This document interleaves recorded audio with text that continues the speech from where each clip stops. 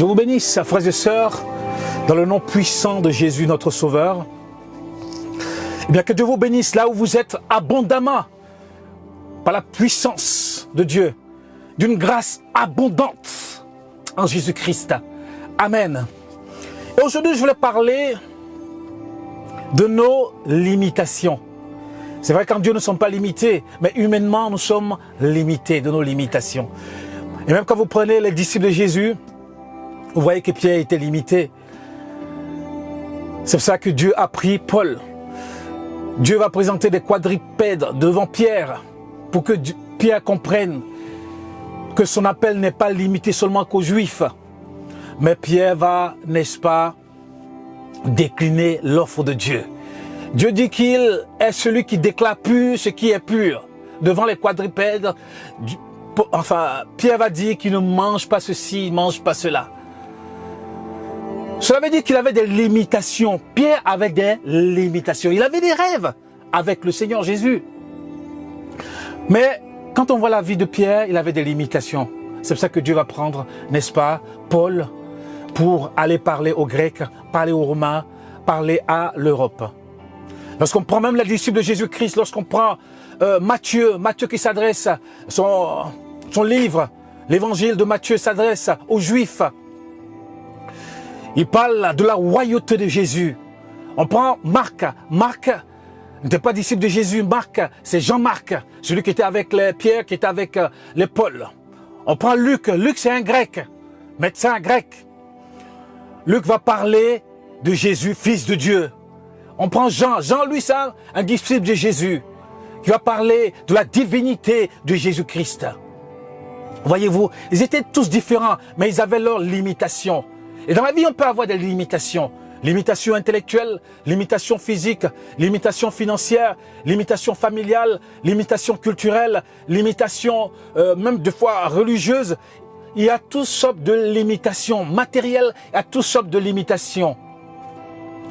La plupart de Jésus, que ce soit Matthieu, que ce soit Jean, que ce soit Barthélemy, que ce soit Barthélemy, que ce soit André, que ce soit la plupart de ses disciples que Jésus, Pierre, Jacques, Jean, que ce soit la plupart de ses disciples que le Seigneur avait, ils avaient tous leurs limitations. Que ce soit Thomas, ils avaient tous leurs limitations. Ils avaient tous leurs limitations. C'était des Juifs, mais ils avaient leurs limitations. La limitation religieuse, certains avaient des limitations intellectuelles, certains avaient des limitations, ils avaient tous des limitations. Et nous, en tant qu'enfants de Dieu, nous avons nos limitations. Et chacun doit connaître ses limitations. Des limitations intellectuelles, limitations par rapport à son pays. Certains viennent des pays pauvres, de familles pauvres. Certains viennent de partout dans le monde. Chacun a ses limitations et nous devons le réaliser. C'est pour ça que Dieu nous appelle tous. Et on n'a pas à être jaloux de ce que Dieu fait avec quelqu'un. Moi, quand je vois Castano, quand je vois Sanogo, quand je vois Sounazi, quand je vois le pasteur Karambi, quand je vois d'autres pasteurs, chacun, même là où ils sont, ils ont leurs limitations. Chacun a ses limitations. Il y a des choses que moi je peux faire que certains ne peuvent pas faire. Il y a des choses que tel pasteur peut faire que moi je ne peux pas faire. Chacun a son couloir et a ses limitations. C'est comme aux Jeux Olympiques. C'est une équipe qui vient. C'est un pays qui vient. Mais chacun dans son domaine, basket, le judo, dans tel domaine. Mais chacun va remporter, n'est-ce pas, des médailles dans son domaine. Ce que Teddy Riner fait, eh bien, certains dans l'escrime ne peuvent pas le faire. Mais ce que certains font dans l'escrime, Teddy Riner ne peut pas le faire. Voyez-vous? Donc, on a tous des limitations. Des limitations. Mais c'est Dieu qui nous aide à aller au-delà de nos limitations. Mais déjà, il faut reconnaître ces limitations. Nous sommes limités en tant qu'êtres humains. Mais c'est Dieu qui va se servir de nous. C'est Dieu qui va se servir de nous. Parce que nous avons des rêves, oui, nous avons des rêves. Mais c'est le rêve de Dieu qui s'accomplit. C'est la vision de Dieu qui s'accomplit toujours. Moi, j'avais un rêve d'aller aux États-Unis, être chef d'entreprise, de faire ceci, cela. Mais c'est le rêve de Dieu qui s'accomplit. Quand on est jeune, on veut se marier, faire ceci, cela. Mais c'est le rêve et la vision et la volonté de Dieu qui s'accomplit toujours. Et des fois, puisqu'on n'a pas vu, n'est-ce pas, nos rêves s'accomplir, on est déçus et tout ça. Mais quand on vient à Jésus, on doit laisser Dieu nous dépouiller de nos rêves, nous dépouiller de tout ce qui ne le glorifie pas et laisser lui sa vision, parce que lui, c'est toute chose, s'accomplit dans nos vies, parce que nous sommes limités, mais lui n'est pas limité. Nous avons des rêves et tout ceci, mais c'est la volonté de Dieu qui s'accomplit toujours. Nous devons laisser nos rêves, notre vision mourir et laisser Dieu accomplir sa volonté dans nos vies. Oui, Dieu est bon. Dieu connaît nos limites. Dieu connaît nos limites. Il connaît chacun nos limites. Dieu sait qui nous sommes. Et il sait comment il va se servir de nous. Il sait comment il va accomplir sa volonté avec nous. Nous sommes limités. Nous sommes limités. Mais Dieu n'est pas limité. Il est puissant. Regarde tous ses disciples. C'est vrai qu'on n'a plus entendu parler de Matthieu, on n'a plus entendu parler de Thomas, on n'a plus entendu parler de... Qu'est-ce qu'ils sont devenus? Dieu sait. Dieu sait. Il restait que Pierre, Jacques et Jean, on a entendu parler d'eux. Mais les autres, qu'est-ce qu'ils sont devenus? Je ne sais pas s'ils sont restés à Jérusalem, s'ils sont partis en Afrique, s'ils sont partis, je ne sais pas où, en Asie pour aller annoncer l'évangile.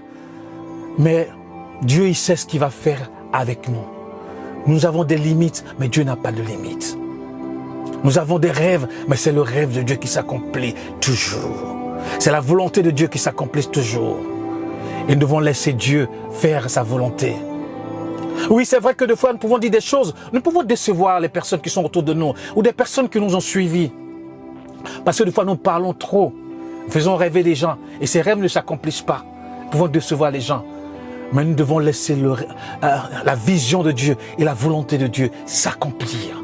La volonté de Dieu s'accomplir. Parce que si nous voulons faire notre volonté, nous allons décevoir les gens qui nous suivent. Nous allons décevoir notre famille. Voyez-vous?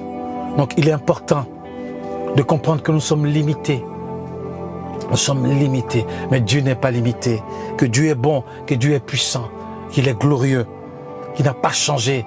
Et il est celui qui fait toutes choses à la perfection, qui accomplit sa volonté dans nos vies, par son Saint-Esprit.